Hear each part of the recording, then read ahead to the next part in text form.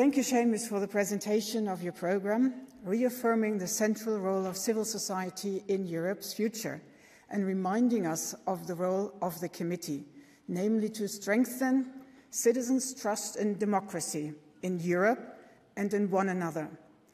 Such trust is never given, it must be earned. Through unity of purpose, tangible results and genuine inclusion of diverse perspectives. At the same time, there is still much more to do to make the ESC the voice of civil society for the EU institutions. We are meeting here today in parallel to the leaders in the European Council. Should we not be meeting with them?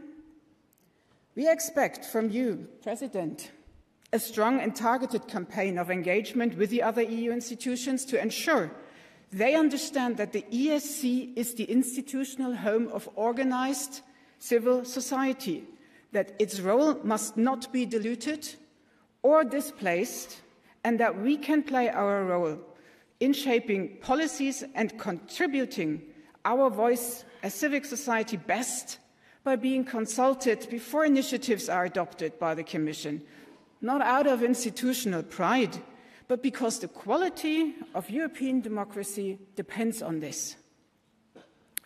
The Employers Group fully shares your call for collegiality. The ESC fulfills its mission only when it speaks with one voice. Achieving balance is therefore essential. We stand ready to work constructively together with you as President and with colleagues from all groups, provided our views are reflected in your work. President, you have rightly placed opportunity at the heart of your vision. Being able to use opportunities means agency and dignity, and it arises when enterprise, innovation and work can flourish. Economic vitality remains the strongest shield against poverty. Employment is the most successful form of social policy, and only a competitive Europe can truly afford to care properly.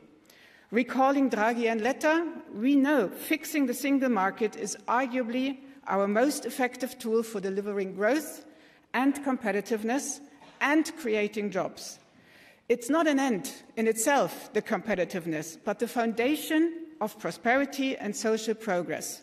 A genuine union of opportunity must also be a union of entrepreneurs, one that enables SMEs to transform ideas into jobs and innovation into inclusion. Enterprises, small, medium and large ones, sustain the very fabric of our society and must be given the space to flourish, not be bound by red tape. President, you have invited us to work together. The Employers Group is ready to do so with unity, pragmatism and shared purpose to turn Europe into a place of opportunities, a Europe that leads rather than follows.